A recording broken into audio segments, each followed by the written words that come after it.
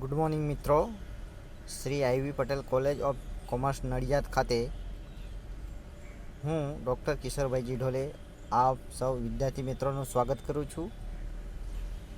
આજે આપણે advance accounting 6ની અંદર unit number 1 introduction to auditing part 3ની ચર્ચા કરવાની છે. આ પાર્ટ 3 પછી આપણું યુનિટ પૂરું થાય છે. બરાબર. આ ત્રીજા પાઠમાં આપણે ઓડિટિંગના ફાયદા અને મર્યાદાની ચર્ચા કરવાની છે. ઓડિટર દ્વારા જે ઓડિટિંગ કરવામાં આવે એ ધંધાકીય એકમને, પછી તે એકાંકી પેઢી હોય, ભાગીદારી પેઢી હોય કે સંસ્થા હોય, કેવી રીતે ફાયદાકારક નીવડે છે એની ચર્ચા આપણે કરવાની છે. તો ઓડિટિંગના ફાયદાની અંદર આપણે જોઈએ નંબર 1, હિસાબો સાચા છે કે ખોટા તેની ખાતરી. ઓડિટથી ધંધાના હિસાબોના સાચાપણાની ખાતરી થાય છે. એ તો આપણે જાણીએ જ છીએ, કારણ કે શરૂઆતથી લઈને છેલ્લે સુધી દરેક નોંધની ચકાસણી કરવામાં આવે છે, તપાસ કરવામાં આવે છે. ઓડિટર પોતાના ઓડિટ અહેવાલમાં જણાવે છે કે નફા નુકસાન ખાતું ધંધાનો સાચો નફો કે ખોટ દર્શાવે છે અને પાકું સરવૈયું ધંધાની સાચી અને વાજબી આર્થિક સ્થિતિ રજૂ કરે છે. એ ક્યારે શક્ય છે? કે જ્યારે ઓડિટર દ્વારા તમામ હિસાબો ચેક કરવામાં આવે ત્યારબાદ જ એ અહેવાલમાં આવું સ્પષ્ટ લખી શકે. જો કોઈ ખામી હોય એ અહેવાલમાં ખામી જણાવે કે હિસાબો લખતા આવી ભૂલો થઈ છે. એટલે કે ઓડિટિંગના કારણે આપણે હિસાબી ભૂલો સરળતાથી તપાસ કરીને શોધી શકાય અને છેલ્લે જાણી શકીએ કે હિસાબોના સાચાપણાની ખાતરી થાય છે. નંબર 2, છેતરપિંડી શોધવા અને અટકાવવા.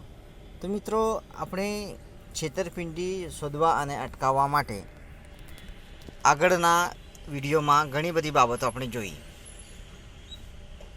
કે રોકડની ઉચાપત થાય, માલની ઉચાપત થાય, ખોટી રીતે હિસાબો લખવામાં આવે, હિસાબોમાં ગોટાળો કરવામાં આવે, પછી કાળજીપૂર્વક છેતરપિંડી કરવામાં આવે.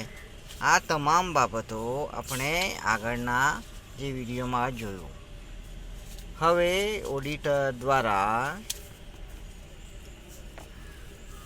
બધા જ હિસાબો વ્યવસ્થિત ચેક થતા હોવાથી ધંધાકીય એકમમાં જે થતી ભૂલો, છેતરપિંડી અને ગોલમાલ શોધી શકાય છે. હિસાબો ઓડિટ કરાવવાથી હિસાબોમાં રહી ગયેલી ભૂલો, છેતરપિંડીઓ કે ગોટાળાઓ તરત જ શોધી શકાય અને જો ભૂલો, ગોટાળાઓ શોધી કાઢીએ તો આપણે સરળતાથી અટકાવી શકાય. ઓડિટિંગની અંદર શરૂઆતથી છેલ્લે, એટલે કે આમનોંધથી વાર્ષિક હિસાબો સુધી તમામ હિસાબો, એ ભરતિયા હોય, બિલો હોય, ખાતાવહી હોય, ખતવણી હોય, એ તમામ બાબતોની ચકાસણી થતી હોવાથી ધંધાકીય એકમમાં કર્મચારીઓ દ્વારા કે સંચાલકો દ્વારા કરવામાં આવતી છેતરપિંડી સરળતાથી શોધી શકાય અને અટકાવી શકાય છે. બરાબર. ત્યારબાદ છે નંબર 3, વીમા કંપની સમક્ષ દાવો નોંધવા માટે. હવે વીમા કંપની છે એ વીમા કંપની, આપણે વીમો ઉતાર્યો હોય તો વીમા કંપની તરફથી આપણને દાવો મંજૂર કરાવવો હોય કે વીમા કંપની સમક્ષ દાવો નોંધાવવો હોય તો તમારે ધંધાકીય એકમની અંદર કયા કયા વ્યવહારો થયા હતા અને કેવી રીતે થયા હતા એ તમામ બાબતો અંગે માહિતી આપવી પડે. જ્યારે ધંધામાં કે કંપનીમાં આગ લાગે ત્યારે વીમા કંપની સમક્ષ દાવો રજૂ કરી શકે છે. વીમા કંપની ઓડિટરના અહેવાલ કે પ્રમાણપત્ર તે વધુ વિશ્વસનીય માને છે. આ અહેવાલ વધુ વૈજ્ઞાનિક હોય છે, જેથી વીમા કંપની તરત જ દાવો સ્વીકારે છે. વીમા કંપનીના જે અધિકારીઓ છે એ અધિકૃત ઓડિટરે આપેલ અહેવાલ પ્રમાણે માન્ય રાખે છે અને દાવો મંજૂર કરવામાં સરળતા રહે છે. વીમા કંપની નુકસાનીના દાવા ઝડપથી મંજૂર રાખે છે અને નુકસાનીના નાણાં તરત જ ચૂકવી આપે છે. વળી કંપનીને થાય છે કે ઓડિટ થયેલા હિસાબો વિશ્વસનીય હોય છે. નોંધાયેલા દાવાના અંદાજો ઓડિટને કારણે વધુ સારા, સચોટ અને વૈજ્ઞાનિક રીતે હોય છે. કારણ કે ઓડિટર જે છે એ ઓડિટર એ નામાના નિયમો, કંપની ધારાની જોગવાઈઓ અને એને લાગુ પડતા તમામ બાબતો ધ્યાનમાં રાખીને એની ચકાસણી કરે છે અને ચકાસણી કર્યા બાદ એનો અહેવાલ રજૂ કરે છે. તો વીમા કંપની આવી રીતે ઓડિટરે ઓડિટ કરેલા હિસાબો અને એના અહેવાલને માન્ય ગણીને ઝડપથી દાવો મંજૂર કરી શકે છે. બરાબર. ચાલો, નંબર 3, વીમા કંપની સમક્ષ દાવો નોંધવા માટે. હવે નંબર 4 પર જઈએ, હિસાબોની સરખામણી માટે. તો હિસાબોની સરખામણી માટે આપણે જોઈએ તો ઓડિટ કરેલા હિસાબો પાછલા વર્ષના હિસાબો સાથે સરખામણી કરવા ઉપયોગી બને છે. સંચાલકો પણ પોતાની કંપનીના હિસાબો અન્ય સમાન કંપનીના હિસાબો સાથે સરખામણી કરી શકે છે. હવે વિદ્યાર્થી મિત્રો, એક વર્ષના હિસાબો અને બીજા વર્ષના હિસાબો, દાખલા તરીકે ગયા વર્ષે જે હિસાબો લખાયા એ ઓડિટ થયા હોય, એ ઓડિટ થયેલા હિસાબોના આધારે આ વર્ષે આપણને હિસાબો કઈ કઈ રીતે જુદા પડે છે અને કઈ રીતે સરખામણી થઈ શકે છે, આવકો, ખર્ચા, જાવકો, એ તમામ બાબતો એ ઓડિટ કરેલા હિસાબોથી એક વર્ષના હિસાબોને બીજા વર્ષના હિસાબો સાથે સરળતાથી સરખાવી શકાય છે, જે સંચાલકો માટે ઉપયોગી બને છે. સરળતાથી હિસાબોની સરખામણી કરીને આપણે નફો, ખોટ, થયેલી ભૂલો, છેતરપિંડીઓ એ સરળતાથી આપણે જાણી શકીએ છીએ. ઓકે. હવે જઈએ નંબર 5 પર, કર્મચારીઓ પર અંકુશ માટે. તો ઓડિટ કે ઓડિટિંગ કેવી રીતે કર્મચારી પર અંકુશ લાગશે?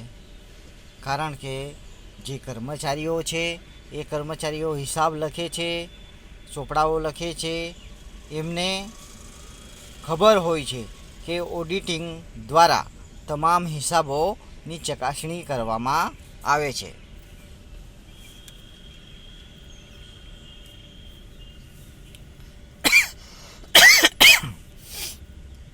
ચકાસણી કરવામાં આવે છે. ઓડિટિંગ દ્વારા કર્મચારીઓ પર નૈતિક અંકુશ રહે છે, જેથી હિસાબો વ્યવસ્થિત લખાય છે, કર્મચારીઓની અનિયમિતતાઓ દૂર કરી શકાય, હિસાબો સાથે સંકળાયેલા કર્મચારીઓ સભાન અને જાગૃત બને છે અને ભૂલો કે છેતરપિંડી કરતાં ડરે છે. કર્મચારીઓ પર એક પ્રકારનું નૈતિક રીતે દબાણ હોય છે કે આપણે ખોટા વ્યવહારો કે ખોટી રીતે લખીશું કે ભૂલ થશે તો આવી ચકાસણીમાં આપણે ભૂલ પકડાશે. બરાબર, આવી ભૂલો આપણે કરીએ છીએ એવી આપણી છાપ ઊભી થશે. એટલે એ નૈતિક રીતે એ પોતાના પર અંકુશ રાખે છે અને હિસાબો સાચા જ લખાય તથા જે કર્મચારીઓ છે એ કર્મચારીઓ વધુ ગેરહાજર નહીં રહી, નિયમિત રહી, અનિયમિતતાથી દૂર થાય, એ ઓડિટિંગના કારણે શક્ય બને છે. હવે હિસાબો સાથે સંકળાયેલા કર્મચારીઓ સભાન અને જાગૃત બને છે. કેવી રીતે જાગૃત બનશે? એ જેમ તેમ હિસાબો લખશે નહીં, એ કંપની ધારાની જોગવાઈઓ અને જોગવાઈઓનું પાલન થાય એવી રીતે જ હિસાબો લખશે, જેથી ભૂલો અને છેતરપિંડીઓ ઓછી થઈ શકશે. આ પણ ઓડિટિંગનો એક ફાયદો છે. આગળ, સંચાલનના સાધન તરીકે. સંચાલનના સાધન તરીકે આપણે જોઈએ હવે તો કે સંચાલકો ઓડિટ કરેલા હિસાબો પર વિશ્વાસ રાખે છે. જરૂરી ગણતરીઓ જેમ કે ગુણોત્તર, અહેવાલ, ભંડોળ પત્રક, રોકડ પ્રવાહ પત્રકો વગેરે ઓડિટ કરેલા હિસાબો પરથી તૈયાર કરી શકાય છે. જો મૂળ હિસાબી ચોપડાઓ પણ ખોટા હશે તો તેના પરથી તૈયાર કરવામાં આવતા પત્રકો પણ ખોટા અને બિનવિશ્વાસપાત્ર બનશે. હવે વિદ્યાર્થી મિત્રો, શરૂઆતથી જો ભૂલ કરવામાં આવે, કોઈ એક વ્યવહારમાં નોંધણીમાં ભૂલ થાય તો અંત સુધી કાચા સરવાયા અને પાકા સરવાયા સુધી એ ભૂલ જ થશે. એટલે ઓડિટ જે કરવામાં આવે છે એ ઓડિટમાં તમામ હિસાબોની ચકાસણી થાય છે. એટલે આવી ભૂલો સરળતાથી શોધી શકાય અને સંચાલનમાં ઉપયોગી બને છે. જો સંચાલકો ઓડિટ થયેલા હિસાબો પર વિશ્વાસ મૂકીને નિર્ણયો લે છે, હિસાબી ગુણોત્તરનો ઉપયોગ પણ ત્યારે જ અર્થપૂર્ણ ગણાય કે જ્યારે તે વિશ્વસનીય અને ચોક્કસ આંકડાઓ પરથી ગણવામાં આવેલા હોય. નહીં તો ખોટી માહિતી હોય તો ગુણોત્તરો ખોટા જ આવશે અને માહિતી પણ ખોટી જ થશે. આ પણ એક ઓડિટિંગનો ફાયદો છે કે સંચાલનના સાધન તરીકે ઉપયોગી બને છે. ત્યારબાદ છે વિશ્વસનીયતા માટે. તો વિશ્વસનીયતા માટે આપણે જોઈએ તો એની અંદર ભાગીદારો વચ્ચે, માલિક અને કર્મચારીઓ વચ્ચે, શેર હોલ્ડરો વચ્ચે, વેરા અધિકારીઓ એટલે કરવેરા અધિકારીઓ વચ્ચે એ વિશ્વસનીયતા માટે વિશ્વાસ એ લોકો આવા વ્યવહારો થયેલા હોય અને ઓડિટ થયેલા હોય એના પર વધારે કરે છે. તો સૌપ્રથમ આપણે જોઈશું ભાગીદારો વચ્ચે. તો ભાગીદારો વચ્ચે આપણે જોઈએ તો ભાગીદારી પેઢીના હિસાબો ઓડિટ કરવા ભાગીદારો માટે આવશ્યક છે. તેથી તેમની વચ્ચે વિશ્વાસની લાગણી જન્મે છે અને ઝઘડાઓ ઊભા થતા નથી. નવા ભાગીદારે કેટલી મૂડી લાવવી, નવા ભાગીદારને નફામાં કોણે હિસ્સો આપવો, નિવૃત્ત થતા ભાગીદારને કેટલી રકમ ચૂકવવી તે નક્કી કરી શકાય છે. કારણ કે હિસાબો ઓડિટ થવાથી પેઢીના નફા, મૂડી, દેવા, મિલકત અને લેણા અંગે સ્પષ્ટ ખ્યાલ મેળવી શકાય છે. જો ઓડિટ કરેલા હિસાબો હોય તો ભાગીદારો વચ્ચે ઝઘડા થશે નહીં, કારણ કે એ લોકો ઓડિટ થયેલા હિસાબો પર વિશ્વાસ રાખશે. તેઓ વચ્ચેની લાગણી પ્રેમભાવની, સહકારની ઉદ્ભવશે અને નવા ભાગીદારને પ્રવેશ વખતે જે વિવિધ પ્રશ્નો ઊભા થાય છે એ સરળતાથી ઉકેલી શકાય છે. દાખલા તરીકે નવો ભાગીદાર કેટલી રકમ લાવશે, નવા ભાગીદારને કેટલો ભાગ આપીશું, નિવૃત્ત થતા ભાગીદારને કેટલી રકમ ચૂકવીશું, મૃત્યુ પામેલ ભાગીદારના વારસદારોને કેટલી રકમ આપવી વગેરે બાબતો માટે ઓડિટિંગ થયેલા હિસાબો ઉપયોગી નીવડે છે. હવે ભાગીદારો વચ્ચે આપણે વાત કરી. હવે માલિક અને કર્મચારીઓ વચ્ચે. માલિક અને કર્મચારીઓ વચ્ચે તો માલિક અને કર્મચારીઓ વચ્ચે ઓડિટ થયેલા હિસાબો માલિક અને કર્મચારીઓ વચ્ચે ઊભા થતા ઘણા પ્રશ્નોનો ઉકેલ મેળવી આપે છે. જેમ કે આપણે જોઈએ છીએ કે કર્મચારીઓ છે એ કર્મચારીઓ હંમેશા પગાર વધારા માટે લડત ઉપાડતા હોય, તાળાબંધી થતી હોય, બરાબર. તો પગાર વધારો હોય, પછી એમને બોનસ આપવાનો હોય, બાદમાં નફામાં ભાગ આપવાનો હોય. તો આ તમામ બાબતો માટે ઓડિટ થયેલા હિસાબો એ દીવાદાંડી સમાન બને છે, દીવાદાંડી રૂપ પૂરું પાડે છે. કર્મચારીઓ અને મજૂરો માટે એ ખૂબ જ ઉપયોગી બને છે. એમના પગાર વધારો, બોનસ, નફાભાગ વગેરે માટેના કર્મચારીઓને મજૂરોના ઝઘડાની પતાવટ જલ્દીથી કરવા માટે ઓડિટ થયેલા હિસાબો ઉપયોગી નીવડે છે. ઓકે મિત્રો, હવે શેર હોલ્ડરો. તો શેર હોલ્ડરો માટે વિશ્વસનીયતા માટે તો કંપની ધારા 1956 પ્રમાણે શેર હોલ્ડરોના હિતના રક્ષણ માટે દરેક કંપનીમાં ઓડિટ ફરજિયાત છે. ઓડિટર એ શેર હોલ્ડરોનો પ્રતિનિધિ છે. શેર હોલ્ડરોના હિતના રક્ષણ માટે ઓડિટ કરવામાં આવે છે અને સારું અને સચોટ ઓડિટ થયેલો હોય તો ઓડિટિંગ કરાયેલો હોય તો એ શેર હોલ્ડરના હિતનું રક્ષણ કરે છે. શેર હોલ્ડરો જાણી શકે છે કે તેમનું મૂડી રોકાણ યોગ્ય રીતે અને યોગ્ય દિશામાં વાપરવામાં આવી રહ્યું છે કે નહીં. હવે શેર હોલ્ડરો જે છે એ વહીવટમાં ભાગ લેતા નથી. એમના થકી જે સંચાલકો છે એ વહીવટ કરે છે. કંપનીમાં શેર હોલ્ડરોએ રોકેલ મૂડીનો દુરુપયોગ ન થાય અને ડિરેક્ટરો વ્યવસ્થિત હિસાબો રાખે તે માટે કંપની ધારા 1956 મુજબ કંપનીના હિસાબો ઓડિટ કરવાનું ફરજિયાત છે. જે આગળ આપણે જોયું. કંપનીના હિસાબો ઓડિટ થવાથી શેર હોલ્ડરોનું હિત સચવાય છે, તેમના નાણાંનો ઉપયોગ બરાબર થાય છે તેની ખાતરી શેર હોલ્ડરોને થાય છે. આ રીતે કંપનીના કિસ્સામાં તો ઓડિટરે શેર હોલ્ડરના ટ્રસ્ટી તરીકે વર્તવાનું છે. તો આવી રીતે શેર હોલ્ડરોના હિતનું રક્ષણ કરવા માટે પણ ઓડિટ થયેલા હિસાબો એ ખૂબ જ ઉપયોગી છે. આ પણ એનો એક ફાયદો છે. ત્યારબાદ છે વેરા અધિકારીઓ માટે, એટલે કરવેરા અધિકારીઓ માટે.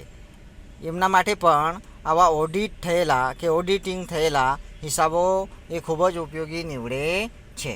ઓડિટ કરેલા હિસાબો પર વેરા અધિકારીઓ જેવા કે આવકવેરા અધિકારી, વેચાણવેરા અધિકારી વગેરે વધુ વિશ્વાસ રાખે છે. કારણ કે આવા વેરા અધિકારીઓ બધા જ હિસાબો ચકાસણી કરી શકતા નથી. આવા કરવેરા અને મોટા અધિકારીઓ જો આખા જ હિસાબો ચેક કરવા બેસે તો એમનો સમય રહેશે નહીં. એટલે એઓ આવકવેરા અધિકારી આવકવેરાની આકારણી માટે ઓડિટ થયેલા હિસાબો માન્ય રાખે છે. એવી જ રીતે વેચાણવેરા અધિકારીઓ ઓડિટ થયેલા હિસાબો પર વધુ વિશ્વાસ મૂકે છે. એ પણ ઓડિટિંગનો એક ફાયદો છે. ત્યારબાદ છે ઉપયોગિતા માટે. ઓડિટિંગ એ કઈ રીતે ઉપયોગી નીવડે છે એના માટે. તો એક છે ધંધાની નીતિઓ નક્કી કરવા. તો ધંધાની નીતિઓ નક્કી કરવા માટે પણ ઓડિટિંગ એ ઉપયોગી છે. તો કેવી રીતે ઉપયોગી છે એ આપણે જોઈએ. તો કે ઓડિટ થયેલા હિસાબો મેનેજિંગ ડિરેક્ટર માટે મદદરૂપ બને છે. તેઓ તેને આધારે ધંધાની નીતિ, નિયમો વગેરેનું આયોજન કરે છે. એટલે કે ધંધાની નીતિ ઘડતર માટે પણ ઓડિટ થયેલા હિસાબો, ઓડિટિંગ થયેલા હિસાબો ઉપયોગી છે. ઓડિટર દ્વારા પ્રમાણિત થયેલા હિસાબો કંપનીના વહીવટી અધિકારીઓ માટે આશીર્વાદરૂપ બને છે. કારણ કે તેઓ તેના પરથી ધંધાની નીતિ અને યોજના ઘડી શકે છે. આગળ મેં તમને કહ્યું કે ઓડિટિંગ થયેલા હિસાબો એ સંચાલકો માટે દીવાદાંડી રૂપ છે. જેમ સમુદ્રમાં સાગરમાંથી કોઈ સાગરખેડુ આવતો હોય, એને કોઈ લાઇટ દૂર દેખાતો હોય, બરાબર, ભલે એ લાઇટ દૂર દેખાતો હોય પણ એને એક દિશા નિર્દેશ થઈ જાય કે આપણે આ તરફ જવાનું છે. એટલે કે દિશા નિર્દેશનું કામ જેમ દીવાદાંડી કરે છે તેમ સંચાલકોને નિર્ણય ઘડતર માટે ઓડિટ થયેલા હિસાબો, ઓડિટરનો અહેવાલ એ માર્ગદર્શક અને દીવાદાંડી રૂપ બને છે. એટલે ધંધાની નીતિઓ સરળતાથી અને અસરકારક નક્કી કરી શકાય છે. ત્યારબાદ છે ધંધાની ખરીદ કિંમત નક્કી કરવા માટે. તો ધંધાની ખરીદ કિંમત નક્કી કરવા માટે તો કેવી રીતે ઉપયોગી બની શકે? જ્યારે કોઈ કંપની અન્ય ચાલુ પેઢી કે કંપનીનો ધંધો ખરીદવા સાથે અને તે કંપનીના હિસાબો ઓડિટ થયેલા હોય તો ધંધાની ખરીદ કિંમત સરળતાથી નક્કી કરી શકાય. મિલકતો અને જવાબદારીઓનું મૂલ્યાંકન વધુ વિશ્વાસપાત્ર બને છે. કંપનીના કોઈપણ કંપનીને આપણે ખરીદવા જઈએ તો એની મિલકતો અને દેવાઓ સ્પષ્ટ રીતે આપણે જાણી શકતા ન હોય તો એની ખરીદ કિંમત આપણે વ્યવસ્થિત નક્કી કરી શકીએ નહીં. પણ ઓડિટ થયેલા વ્યવહારોની અંદર સાચાપણાની ખાતરી રહે છે. નફા નુકસાન ખાતું અને પાકું સરવૈયું આર્થિક સ્થિતિ સારી દર્શાવે છે. તેથી આપણે યોગ્ય ખરીદ કિંમત નક્કી કરી શકીએ. ધંધો વેચી દેવો હોય ત્યારે ધંધો ખરીદનાર હિસાબો ઓડિટ કરાવે તો વાજબી કિંમત નક્કી કરી શકાય છે, કારણ કે ઓડિટ થયેલા હિસાબો પરથી દેવા તથા મિલકતોના મૂલ્યાંકનનો સ્પષ્ટ ખ્યાલ આવે છે. નેક્સ્ટ છે મિત્રો, શાખ અને ધિરાણ મેળવવા. તો શાખ અને ધિરાણ મેળવવા માટે ઓડિટિંગ થયેલા હિસાબો કે ઓડિટ થયેલા હિસાબો બાદ આપેલ અહેવાલ, ઓડિટરનો જે અહેવાલ એ કેવી રીતે ઉપયોગી નીવડે છે એ આપણે જોઈએ. તો શાખ, ધિરાણ કે લોન મેળવવા માટે ઉપયોગી. વેપારીઓ, લેણદારો અને નાણાં પૂરા પાડનારાઓ કંપનીને વધુ શાખ, ધિરાણ કે લોન આપવા તૈયાર થાય છે. તેઓ ઓડિટ કરેલા હિસાબો પર વધુ વિશ્વાસ મૂકે છે. એ ક્યારે આપવા તૈયાર થશે મિત્રો? લોન ક્યારે આપવા તૈયાર થશે કોઈ પણ વ્યક્તિ? કે તમારે જે કંપની છે એ કંપનીનું ભવિષ્ય ઉજ્જવળ દેખાય. પણ એ ક્યારે ઉજ્જવળ દેખાય? જ્યારે ઓડિટર તમને લખીને આપે કે કંપની સાચી અને સારી પરિસ્થિતિમાં છે, ત્યારે જ કોઈ પણ વ્યક્તિ તમને નાણાં ધિરાણ આપશે. જો હિસાબો ઓડિટ કરેલા હોય તો નાણાં પૂરા પાડનારા બેન્કો, સરાફો સરળતાથી શાખ ધિરાણની સગવડ પૂરી પાડે છે. તેઓ ઓડિટ કરેલા હિસાબો પર વધુને વધુ વિશ્વાસ મૂકે છે. આમ શાખ અને ધિરાણ મેળવવા માટે પણ ઓડિટિંગ ઉપયોગી છે. લાયસન્સ કે પરવાના મેળવવા માટે, લાયસન્સ મેળવવા માટે પણ ઓડિટ થયેલા અહેવાલો, ઓડિટિંગ થયેલ અહેવાલ એ ખૂબ જ ઉપયોગી નીવડે છે. લાયસન્સ પરવાનો મેળવવા માટે અધિકારીઓ સમક્ષ ઓડિટ કરેલા હિસાબો રજૂ કરવા પડે છે અને તેઓ આ હિસાબોને માન્ય ગણી કંપનીને લાયસન્સ કે પરવાનો આપે છે. એવો વિશ્વાસ રાખે છે કે ઓડિટ થયેલા જે હિસાબો છે એ સાચા જ હશે. વિવિધ પ્રકારના પરવાનાઓ કે લાયસન્સ મેળવવા માટે સરકાર સમક્ષ ઓડિટ થયેલા હિસાબો રજૂ કરવા પડે છે, કારણ કે સરકાર એ અધિકૃત ઓડિટ થયેલા અહેવાલોને જ કે ઓડિટ થયેલા હિસાબોને જ માન્ય ગણે છે. તો મિત્રો આપણે આ ઓડિટિંગના ફાયદા જોયા, બરાબર. નંબર 1, હિસાબો સાચા છે કે ખોટા છે તેની ખાતરી. નંબર 2, છેતરપિંડી શોધવા અને અટકાવવા. નંબર 3, વીમા કંપની સમક્ષ દાવો નોંધવા માટે. નંબર 4, હિસાબોની સરખામણી માટે. નંબર 5, કર્મચારીઓ પર અંકુશ માટે. 6, સંચાલકોના સાધન માટે કે સંચાલનના સાધન માટે. 7, વિશ્વસનીયતા માટે. તો કોના અંદર વિશ્વસનીયતા? ભાગીદારો વચ્ચે, માલિક અને કર્મચારીઓ વચ્ચે, શેર હોલ્ડરો વચ્ચે, વિવિધ અધિકારીઓ વચ્ચે. ત્યારબાદ ઉપયોગિતા માટે, કોને ઉપયોગી થઈ શકે ઓડિટ થયેલા હિસાબો? તો કે ધંધાની નીતિઓ નક્કી કરવા માટે સંચાલકોને ઉપયોગી, ધંધાની ખરીદ કિંમત નક્કી કરવા માટે ધંધાના માલિકને ઉપયોગી, શાખ અને ધિરાણ મેળવવા માટે વિવિધ સરાફો, બેન્કો માટે ઉપયોગી, લાયસન્સ મેળવવા માટે સરકાર અને વિવિધ અધિકારીઓ માટે ઉપયોગી. તો મિત્રો આ હતા બધા ફાયદાઓ. હવે આપણે ઓડિટિંગની મર્યાદાઓ પર જઈશું. ઓકે, ઓડિટિંગના કેટલાક વિશિષ્ટ ફાયદાઓ હોવા ઉપરાંત તેની કેટલીક મર્યાદાઓ પણ હોઈ શકે. દરેક સિક્કાને 2 બાજુઓ હોય છે. ઓડિટિંગના ઘણા બધા ફાયદાઓ છે જે આપણે અગાઉ ચર્ચા કરેલ છે, પરંતુ તેની કેટલીક મર્યાદાઓ પણ છે જેને આપણે અવોઇડ ના કરી શકીએ. એને આપણે ધ્યાનમાં લેવી જ પડે. તો આપણે 1 બાય 1 જોઈએ. તો નંબર 1 છે ઓડિટરની માન્યતા કે પૂર્વગ્રહ, બરાબર. તો ઓડિટર એ એક વ્યક્તિ છે જે પોતાના પૂર્વગ્રહ હોય છે. તમને મેં સમજાયેલું છે, ટુંડે ટુંડે મથે ભિન્ના, પોતપોતાના મગજ પ્રમાણેના વિચારો હોય છે, એટલે પૂર્વગ્રહ હોય છે.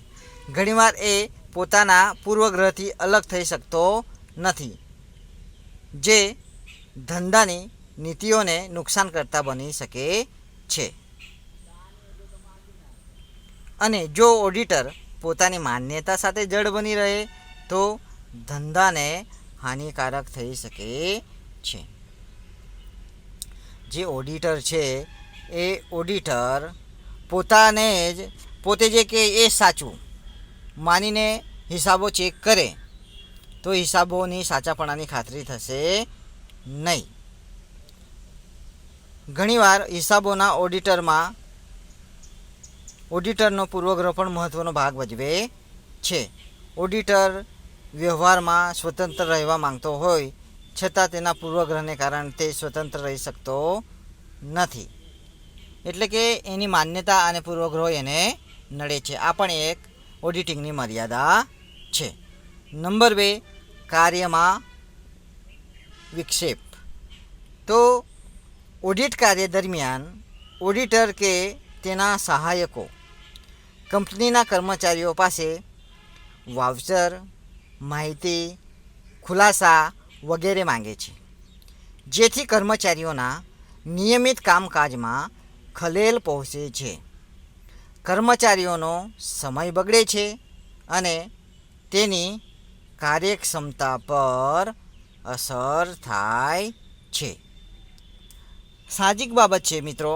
આપણે કોઈ વ્યક્તિ કામ કરતો હોય અને એના પર આપણે જઈએ અને કહીએ આ કાગળ આપો, પેલું કાગળ આપો, પેલી ફાઇલ આપો, આ ફાઇલ આપો, તો એ વ્યક્તિના કાર્યમાં વિક્ષેપ પડશે જ, કાર્યમાં ખલેલ પડશે જ. હિસાબોના ઓડિટ દરમિયાન ઓડિટર વારંવાર માહિતી, ખુલાસાઓ, સમજૂતી, વાઉચરો અને પત્રકો વગેરે માંગશે જ, જેને કારણે ધંધામાં કામ કરતા કર્મચારીઓના સમયનો બગાડ થાય છે, તેમના રોજિંદા કાર્યમાં ખલેલ પડે છે અને એમની કાર્યક્ષમતા ઘટે છે. આ પણ ઓડિટિંગની એક મર્યાદા છે. નંબર 3, ખર્ચાળ. તો મિત્રો કેવી રીતે ખર્ચાળ નીવડશે? તો હિસાબોનું ઓડિટ નિષ્ણાંત, તાલીમ પામેલ ચાર્ટર્ડ એકાઉન્ટન્ટ CA થયેલ ઓડિટરને સોંપવું પડે છે અને સ્વાભાવિક રીતે જ આવી વ્યવસાયી વ્યક્તિની ફી ઊંચી રહેવાની જ, જે નાના વેપારીઓને ભારરૂપ લાગે. આવા કિસ્સાઓમાં ખર્ચ કરતાં તેમાંથી મળતો લાભ પ્રમાણમાં ઓછો રહે છે, આથી ઓડિટ ખર્ચાળ બને છે. આપણે જોઈએ છીએ મિત્રો કે ઓડિટ કાર્ય ખાસ તાલીમ પામેલ અને વિશિષ્ટ જ્ઞાન ધરાવતા ચાર્ટર્ડ એકાઉન્ટન્ટ CA તમે જાણો છો દ્વારા કરવામાં આવે છે. સામાન્ય રીતે CA લેવલનો વ્યક્તિ હોય એની ફી પણ ઉચ્ચ જ હોવાની, જે નાના ઔદ્યોગિક એકમો અને નાના વેપારીઓ માટે ફાયદાકારક નીવડશે નહીં. જેટલો ફાયદો છે એના કરતાં વધારે એનો ખર્ચ જોવા મળશે. એટલે એ ઓડિટ કરેલા હિસાબોના ફાયદાની સામે મળતા લાભો ઓછા હોવાથી ઓડિટ ખર્ચાળ હોય છે. નંબર 4, ભૂલો, છેતરપિંડી રહી જવાની શક્યતા. ભૂલો અને છેતરપિંડીઓ રહી જવાની શક્યતા. તો કેવી રીતે રહી જવાની શક્યતા? તો જોઈએ, જ્યારે ધંધામાં કર્મચારીઓ ભેગા મળીને છેતરપિંડી કે ગોટાળાઓ કરે ત્યારે તે શોધવા મુશ્કેલ બને છે, જેથી અમુક છેતરપિંડી કે ગોટાળા રહી જવાની શક્યતા રહે છે. તો મિત્રો કેટલીક વાર એક કર્મચારીઓ ભૂલ કરે તો બીજો કર્મચારીઓ એને શોધી કાઢે, પણ તમામ કર્મચારીઓ ભેગા મળીને જ છેતરપિંડી કે ભૂલ કરતા હોય તો એ શોધી શકાય નહીં. કેટલીક વાર ઓડિટ થયેલા હિસાબોમાં ભૂલો, છેતરપિંડી અને ગોલમાલ રહી જવા પામે છે, કારણ કર્મચારીઓ ભેગા મળીને હિસાબોમાં ગેરરીતિઓ આચરે છે, ત્યારે તે શોધી કાઢવું મુશ્કેલ બને છે. આ પણ એક ઓડિટિંગની મર્યાદા છે. નંબર 5, નિષ્ણાતોના પ્રમાણપત્ર પર આધારિત. કોના પર આધારિત મિત્રો? નિષ્ણાતોના પ્રમાણપત્ર પર આધારિત. ઓડિટ કાર્યવાહી દરમિયાન નિષ્ણાતોના પ્રમાણપત્રોની જરૂર પડે છે, કારણ કે ઓડિટર આવી બાબતોમાં નિષ્ણાત હોવો જરૂરી નથી. આવા સંજોગોમાં તેણે નિષ્ણાતોના પ્રમાણપત્રો પર આધાર રાખીને ઓડિટ કાર્ય કરવું પડે છે. નિષ્ણાતોએ આપેલા પ્રમાણપત્રો સાચા કે ખોટા હોઈ શકે છે. ઓડિટ કાર્યમાં ઓડિટર દરેક ક્ષેત્રનો નિષ્ણાત હોતો નથી. જેણે અમુક કાર્ય માટે વિવિધ નિષ્ણાતોના પ્રમાણપત્રો પર આધાર રાખવો પડે છે. આ પ્રમાણપત્ર જો ખોટા હોય તો એ સંપૂર્ણ સાચું ઓડિટ કરી શકશે નહીં. એટલે વિવિધ વ્યક્તિઓ પર આધાર રાખતો હોવાથી, નિષ્ણાતો પર આધાર રાખતો હોવાથી ક્યારેક ઓડિટિંગ એ ખોટું થઈ શકે, એ પણ એની એક મર્યાદા છે. ત્યારબાદ છે સંચાલકોનું દબાણ. તો સંચાલકોના દબાણમાં કેવી રીતે દબાણ થઈ શકે? ઓડિટર એ શેરહોલ્ડરનો પ્રતિનિધિ છે, તેથી તેણે શેરહોલ્ડરના હિતને ધ્યાનમાં લઈને કાર્ય કરવાનું હોય છે. આમ છતાં સંચાલકોના દબાણને વશ થઈને કંપનીની અમુક ખામીઓ રજૂ કરી શકતો નથી, કારણ કે ઓડિટરની નિમણૂક સંચાલકો દ્વારા કરવામાં આવે છે. આમ તો ઓડિટર એ કોના હિત માટે કામ કરે છે? શેરહોલ્ડરોના. પણ એની નિમણૂક કોના દ્વારા કરવામાં આવે છે? તો કે સંચાલકો દ્વારા. તો એ સંચાલકોના આધીન અમુક વાર કામગીરી કરે છે અને સંચાલકોના દબાણ નીચે આવી જાય છે. નંબર 7, નાના ધંધા માટે બિનઉપયોગી. નાના ધંધાઓ હોય એના માટે આટલા ખર્ચાળ અને આટલું બધું મોટો ખર્ચ કરવો એ જરૂરી બનતો નથી. એ લાભ કરતાં હાનિ વધારે થાય છે. નાના કદના ધંધામાં વેપારી પોતે જે તેનો માલિક હોય છે, સંચાલક અને હિસાબનીશ હોય છે.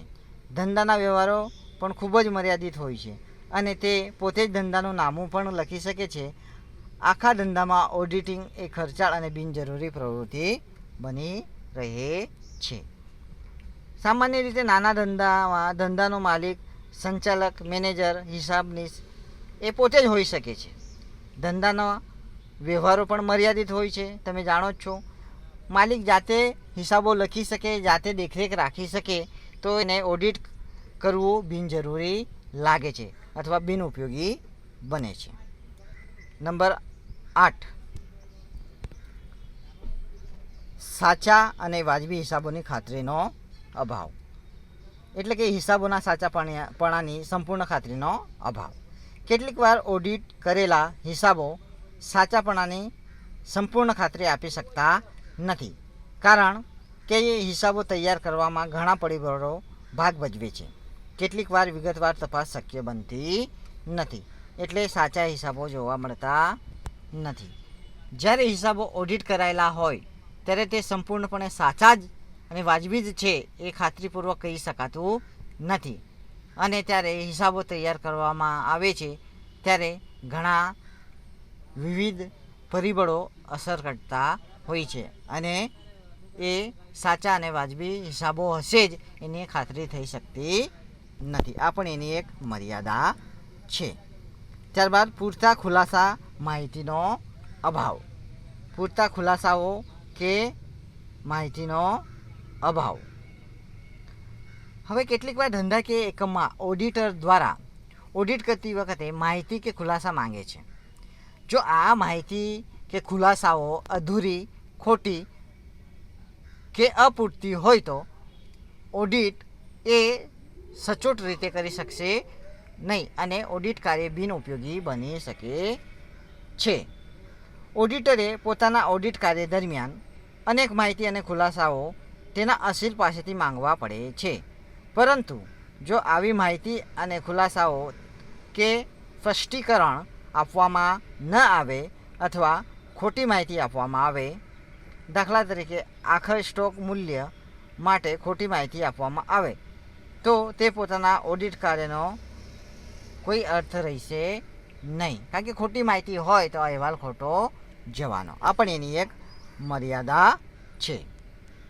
અને છેલ્લે મરણોત્તર તપાસ. ઓડિટ માત્ર થઈ ગયેલા વ્યવહારો આંકડાઓની મરણોત્તર તપાસ છે. તે માત્ર ભવિષ્યના નિર્ણય માટે ઉપયોગી બને છે, પણ ભૂતકાળમાં થઈ ગયેલા વ્યવહારોમાં બદલાવ લાવી શકતું નથી, કેમ કે તે થઈ ગયેલા વ્યવહારો છે. મિત્રો, આપણે જાણીએ છીએ કે ઓડિટ એ જૂના આંકડાઓ પર થાય છે, બરાબર. જૂના આંકડાઓ પર થતો હોવાથી એ ભવિષ્યમાં આપણે એના નિર્ણય લઈ શકીએ, પણ ભૂતકાળમાં કોઈ આંકડા આપણે સુધારી શકતા નથી. ઓડિટિંગ એ મહદઅંશે આંકડાઓની મરણોત્તર તપાસ છે. તેથી પ્રશ્ન એ ઉદ્ભવે છે કે જે બનાવો બની ગયા હોય તેની તપાસનો શું અર્થ? આવા હિસાબોની તપાસ ભવિષ્ય માટે માત્ર ઉપયોગી નીવડી શકે, ભૂતકાળમાં કોઈ જ મદદરૂપ બની શકશે નહીં. તો મિત્રો, આ હતા ઓડિટિંગના ફાયદા અને મર્યાદાઓ. જે કોઈ વિદ્યાર્થીને ન ખ્યાલ આવ્યો હોય તો એ વિદ્યાર્થી મને કોન્ટેક કરી શકે છે અને જે તકલીફ હોય એ દૂર કરી શકે છે. તો મિત્રો, જય હિન્દ, જય ભારત.